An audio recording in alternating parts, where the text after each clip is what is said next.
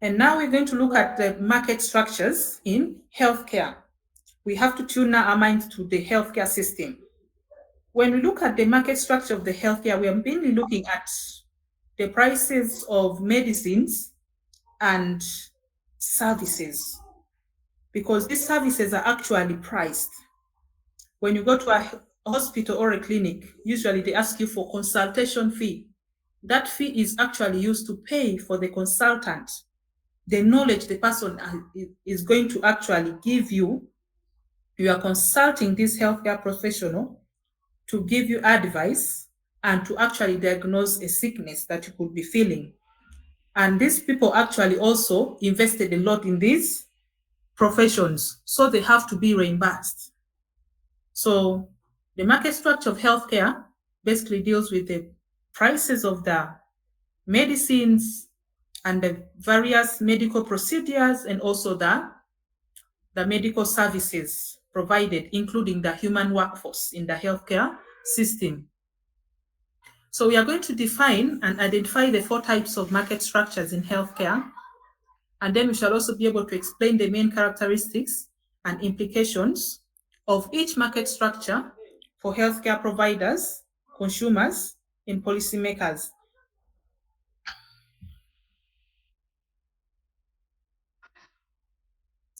So market structure refers to the characteristics of a market that determine the level of competition among firms. And mainly here, we are looking at the number of firms in the market, the size of these firms, the level of differentiation of products and services, and then we shall also look at the importance of market structures in healthcare. Market structures are very important in healthcare because they influence the prices of the various services offered, the quality, and also the availability of the healthcare services. We are going to look at the various types of market structures, such as the perfect competition, the monopoly, the duopoly, and the oligopoly. Each of these has an influence on the prices, the quality, and the availability of the healthcare services that are offered. And also, different market structures will lead to different levels of competition and efficiency, which can eventually affect the consumer welfare and also the government policies. Perfect competition is one of the main market structures that is actually very prominent in the different contexts. Here we find that there is a large number of firms, there are no barriers to entry, and all firms produce a homogeneous product. So it is actually a perfect competition. Everybody is having their own services they're providing. The producers have their own prices, and the consumers are happy with the services being offered. There's an equilibrium. So whoever wishes will come and open a farm and start operating. And if they find that the business is not working, they can exit. So at any point, they are free to enter the market, they are free to get out. So in the healthcare system, this would mean that there are many providers of similar services with no significant barriers to new providers entering the market. And this leads to low prices and a high efficiency. However, in perfect competition, you may find that firms may lack incentives to invest in research and development or to provide high quality services. This is actually an average situation. You find that there are a lot of firms providing almost the same services, and the prices are actually friendly to the consumers. So there are no complaints. Anyone can get in and start a business and also get out if they are not favorable for them. So let's look at some of the major characteristics of perfect competition, which we have already looked at in the previous slide. We are saying that many small firms with insignificant market share. There are a lot of firms providing similar services. So you find that the market share is going to be low because consumers choose anywhere they wish to buy from. And many individual buyers with no price control. This is exactly what we are talking about. We are having a lot of buyers and there is no price control. Everybody sets the price they are comfortable with. And You go wherever you feel you can afford. There is freedom of entry and exit from the industry, and then homogeneous products are sold by all firms. Price takers. The equilibrium price is determined by the market. And then perfect knowledge. You find that the consumers and producers have equal information regarding the services being offered. And there are also no externalities. There's no negative impact on third parties. It's basically the consumers and the providers, and a perfect market where there is normal competition. So this is the nature of the curve. As the price of a good increases, the demand decreases. This is the demand curve, the downward. And also, as the quantity of the good increases, the supply of this good also increases and the price increases. So there reaches a point when the price of a good and the quantity that is supplied is equal. This is what we are seeing here, this white dot, that is the equilibrium point at which the price of the good is relative to the quantity that is supplied.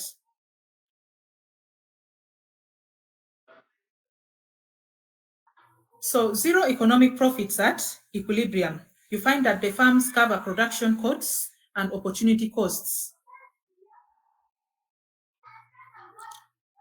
Then we have the other type of market structure that is called a monopoly. A monopoly market, when we say monopoly, we mean dominance.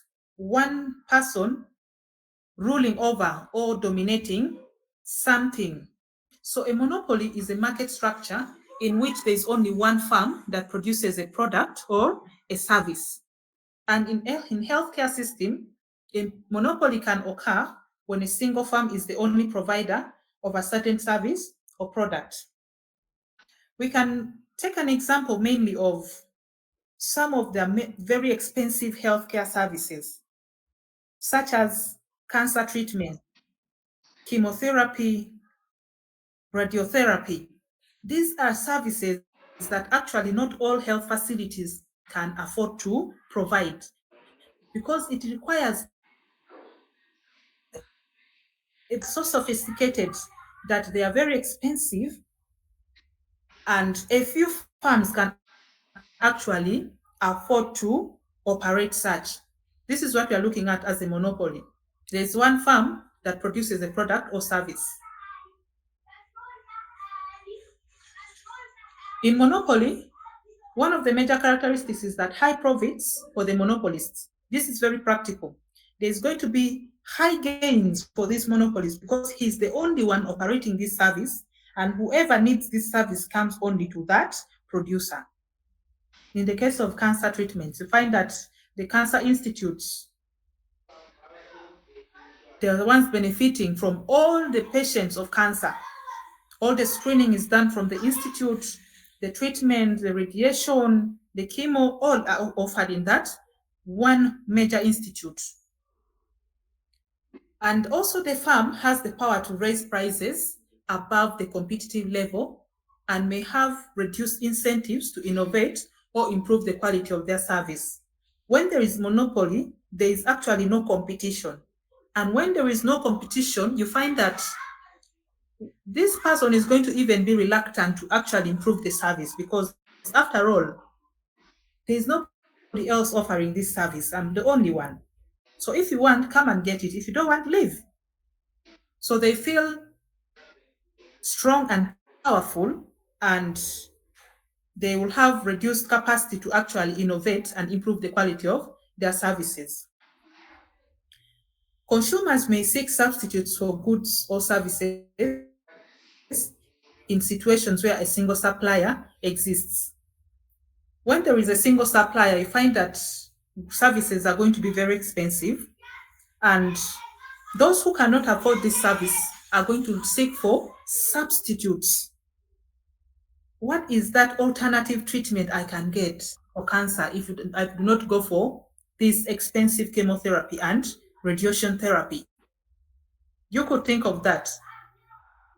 In our markets here, in the healthcare markets, in East Africa, in South Sudan, in Uganda, in Kenya, you find that this scenario we are looking at, the case of cancer, is actually a bit more complex, because if you do not go to the Cancer Institute to seek for treatment, where else would you go anyway? Are you going to seek for local herbs, of which these local herbs actually are not proven to be very effective?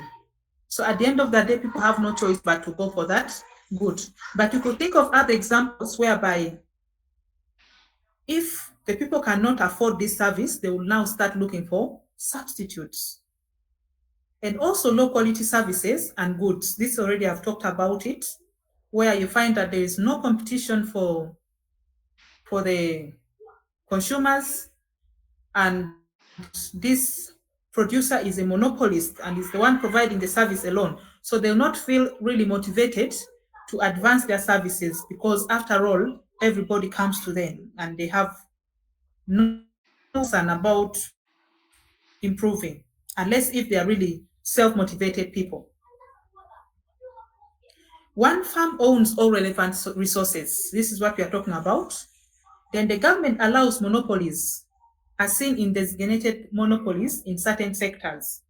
Monopolism is not really desired, but there are some sectors where you find that it is actually the only option. For example, airline companies or railways in some countries.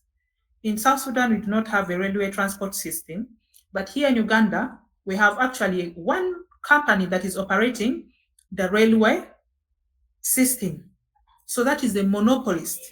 Then the airlines. We have one international airport, which is managing all international travels, and the other airstrips are actually under Entebbe. So you find that that is a monopolist setting, and it is acceptable because you find these services are very sophisticated and they require very high level of technology and input in order to provide this service. Also, physical reasons, for example, infrastructure can lead to a single company having a monopoly. For example, a local power company in a town. In our case, in South Sudan, we are seeing JEDCO as the only company that is providing electricity to every household, even the government. So it is a monopolist company. Why? Because we lack the infrastructure and the resources by various other companies, we have no option but to allow this single monopoly to operate the market and to control the market. Monopolistic competition, there are many farms, but each farm produces a slightly different product. So the difference in the types of product, that slight difference is actually what makes the consumers to choose where they want to go. And also in healthcare, this would mean that there are many providers of similar services, but with slight variations in quality or specialization. When you look at the clinics that are being operated in Juba, they are more like the same, but what is going to differ mainly maybe is the level of the expertise. In some clinics, you'll find that there is a laboratory operator, then there is a nurse, and there's only one doctor. You find you go to another clinic, you find that there are maybe 3 doctors and two nurses, and also the lab practitioners, and the testing services and equipment are also more sophisticated. So that slight difference is actually what makes monopolistic competition to exist. So the characteristics of monopolistic competition, one is the product differentiation. Actually, potentially leads to excessive product diversity and excess capacity. Each farm, for example, in the healthcare, you find that different companies producing the same drug, but labeling it differently. So that difference in the brand and the second packaging material is what actually causes the difference in the prices of these goods. And the choice of the consumers to buy these goods also will be influenced by the slight difference in their products. There are many buyers and sellers. Like perfect competition, we are also seeing here that there are many buyers and sellers, but each firm has a relatively small market share compared to a monopolist. Why is the market share less compared to a monopolist? In monopolism, we are seeing one person offering a service, but in monopolistic competition, we are seeing many different actually monopolies, let me say, because the difference in the product, that slight difference, makes them actually not homogeneous. It makes them different because each one is producing their own good with this little specific characteristic that is different from the other company. So you find that there are many monopolies. So the consumer are going to buy more or less from each company, similar goods, and the profits and the gains are going to be shared relatively to all the different monopolists. Firms may prioritize product differentiation over cost minimization, and this is going to result in higher production costs. The difference you make in bringing that specialty in your product makes the cost of production to go higher. And when the cost of production goes higher, you have no option but to charge your consumers a little more than if you had not brought a little difference. The price setters also, each firm sets its own prices based on its demand curve, acting as a price setter rather than a price taker. And this is going to lead to higher prices compared to perfectly competitive markets. Because I have brought something special in my product, I am going to add more on the price of my product. So I am the one to set the price, but my price is not going to be determined by the market, by the market demand. So what are the pros and cons of monopolistic competition? Monopolistic competition can lead to a high degree of innovation and product differentiation, which is actually good. However, under this monopolistic competition, firms may engage in inefficient advertising and promotion, leading to higher costs for consumers.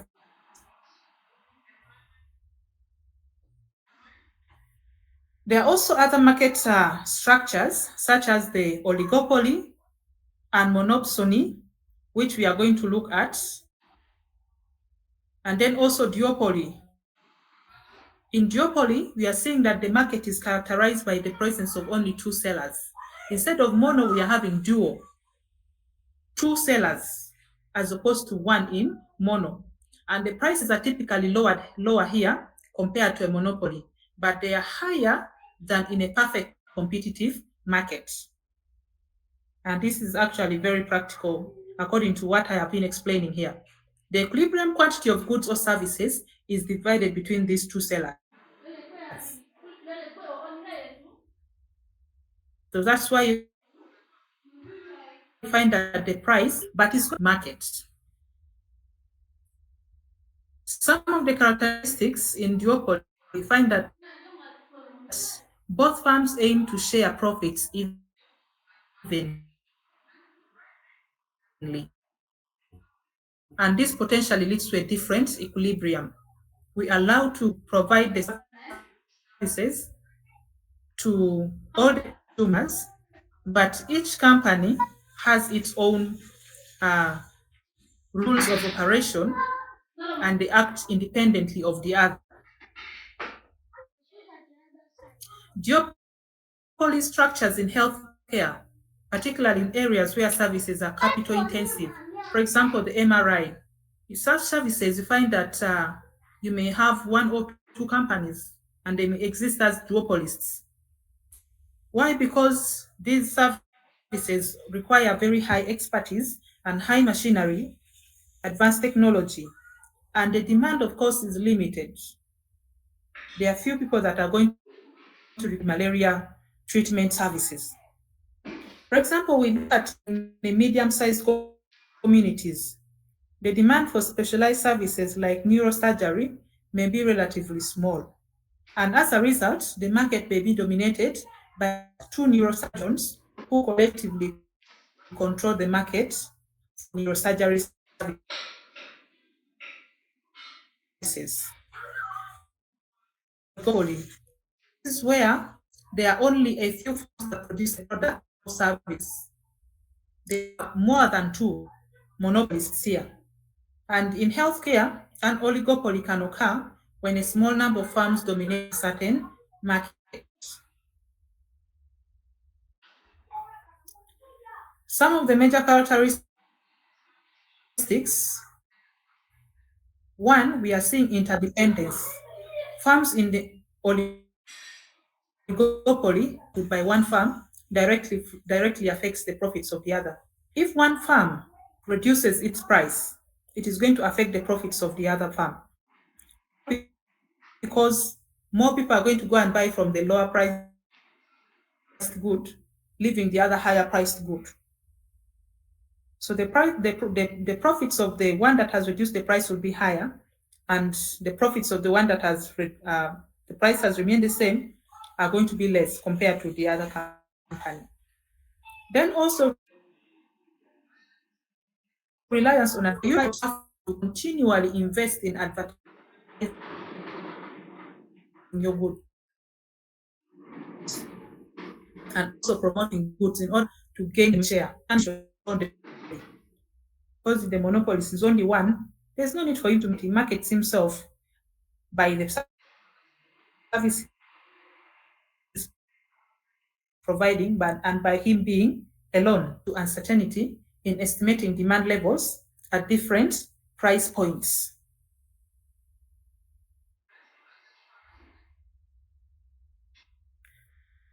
Product differentiations, and consumers can discern these differences, allowing each firm to, as a monopolist, setting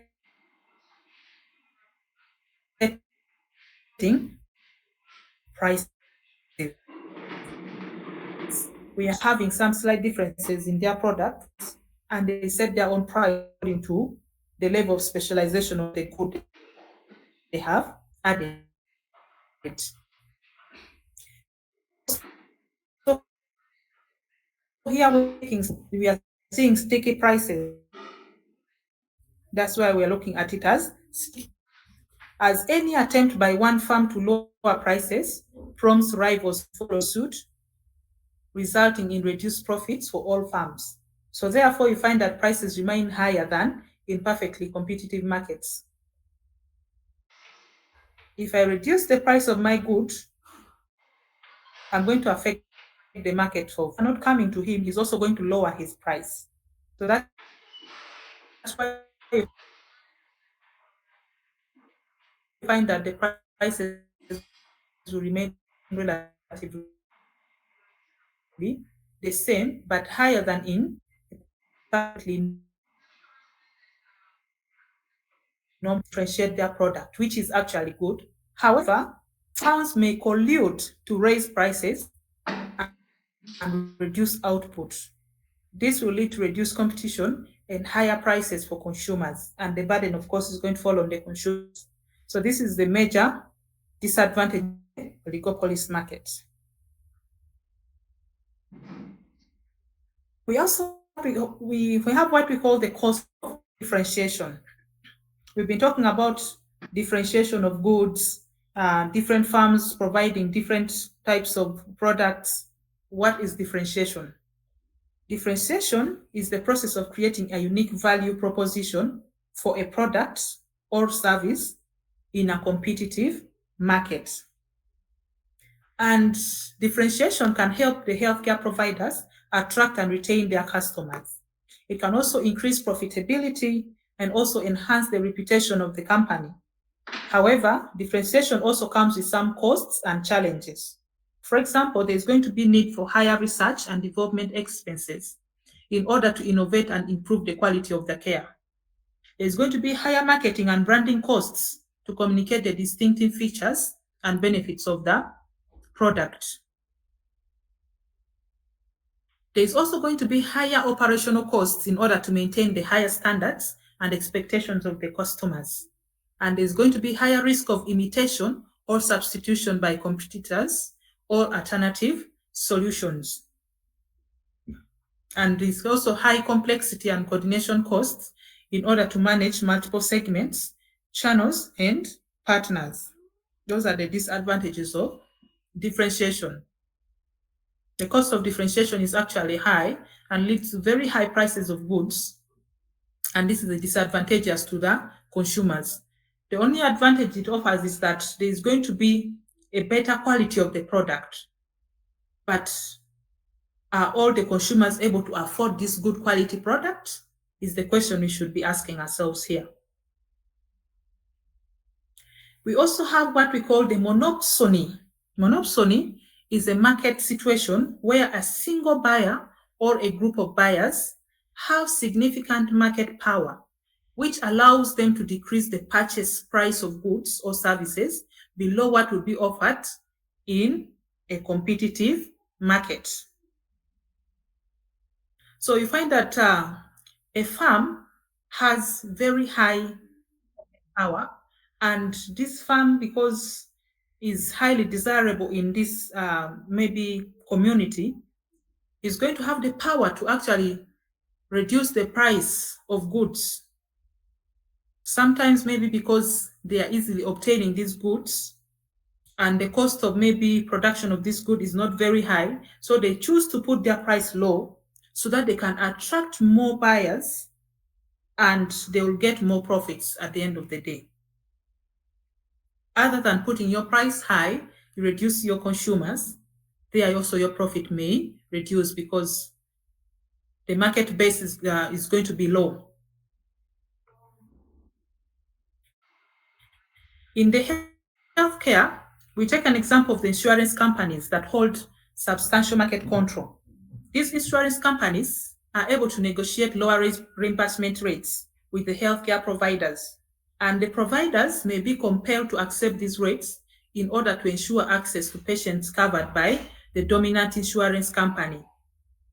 You may have two or more insurance companies, but one comes because they have a very big market base and a very high demand. They are going to persuade the healthcare providers to actually lower their prices so that they are able to collaborate with this service provider so that more of their customers can come to the facility so that they are able to get treatment. So at the end of the day, the healthcare providers will accept the lower prices. This is the scenario of the monopsony we are looking at. And consequently, if one insurance company dominates the market in a particular geographic area, the insurance company retaining a larger share of premiums. The more dominance there is in one company, the more they will capture the market and the more profits they will get. So, what are market failures in healthcare? Here, I'm going to look at the different types of market failures and what causes market failures in healthcare. What will be the role of the government in managing market failures in healthcare? In the healthcare system, we define a market failure when the free market system is unable to allocate resources efficiently, failing to provide an optimal level of healthcare services. There are so many factors that may cause a failure of the healthcare market. The market is not able to provide the resources equally to different communities, the efficiency is low, and there's actually no optimal provision of these services. One of the reasons is information asymmetry, differences in level of literacy and information acquisition. Another is externalities, external forces influencing the market system in a particular area, and then the public goods and also market power. Information asymmetry occurs when one party in a market has more information than the other. This leads to an imbalance of power. The one that has more information is going to have power over the one that has lower information. And in the healthcare system, we can take a scenario when patients are not fully informed about the costs and benefits of different treatments. or when providers have more information about the patient's condition than the actual patient does. This is what we call information asymmetry, and it may lead to market failures. The impact of information asymmetry, it can lead to higher costs for patients. The healthcare provider knows more information about this kind of sickness maybe and the condition of the patient, but the patient is actually not informed. So you will go and demand for this service, and the healthcare providers may take advantage of the consumer's lack of knowledge. So the consumers or the patients will not be able to negotiate the best price for their treatment in this case.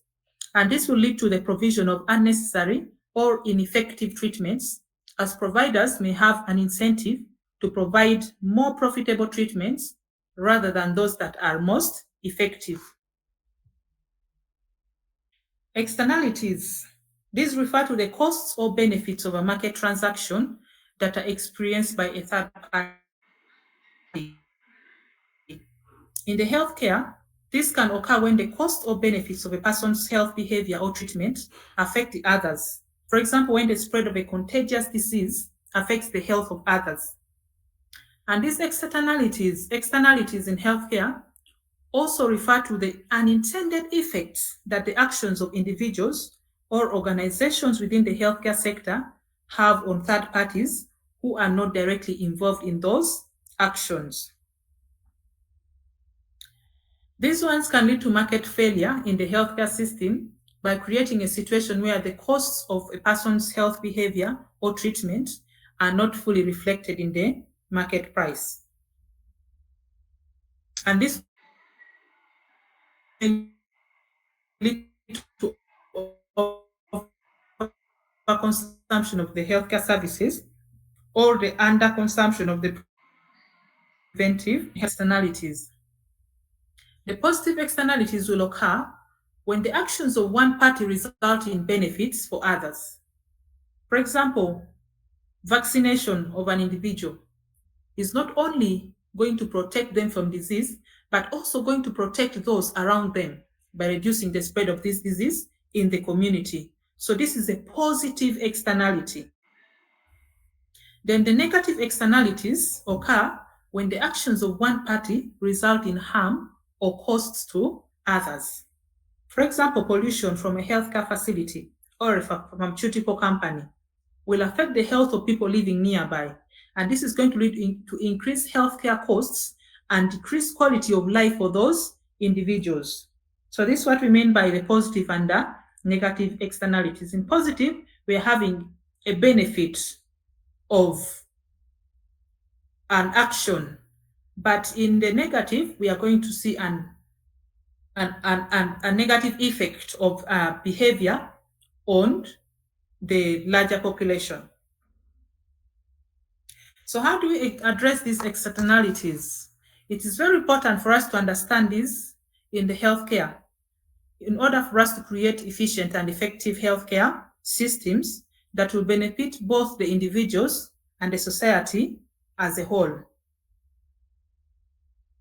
And the policymakers and the healthcare providers have to also consider these externalities when they're making decisions in order to ensure that the positive effects are maximized and the negative effects are minimized.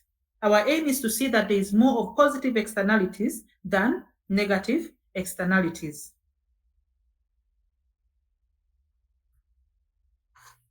The other factor that may cause market failure we looked at is the public goods. The public goods are these goods or services that are non-excludable and non-rigorous, meaning that they cannot be withheld from individuals. They are actually offered to all individuals, and one person's consumption of the good does not reduce its availability to others. And in healthcare, we can look at these vaccinations and these disease control measures, which are meant to benefit all members of a community. So the provision of public goods in healthcare can somehow be difficult in the market system. Why? Because the costs of providing these goods may not be fully reflected in the market price. And this is going to lead to under-provision of important healthcare services. This is what we are seeing mostly in our public hospitals. You find that the services are present for all the public, but the quality of care is a bit not to the best standard. And the other factor is market powers. Market power in healthcare is the ability of a firm to control prices, exclude competition, or behave independently of its competitors, customers, or suppliers. And market power in healthcare can result from market concentration, which measures how much market share is held by a few firms. If, for example, we are looking at a monopolism situation, there's only one firm providing a certain service, there's going to be the price of that good is going to be determined by this single operator, and the consumers will have no say about that most of the time. So market power allows providers to charge higher prices than the marginal cost of production, and this will lead to inefficiency and deadweight loss. It also reduces consumer surplus and increases producer surplus. We looked at the consumer and the producer surplus. And eventually, this will create a distributional problem that may harm social welfare and equity. It may also create barriers to entry for new competitors, and this will lead to reduction in innovation and the quality of the healthcare services being provided.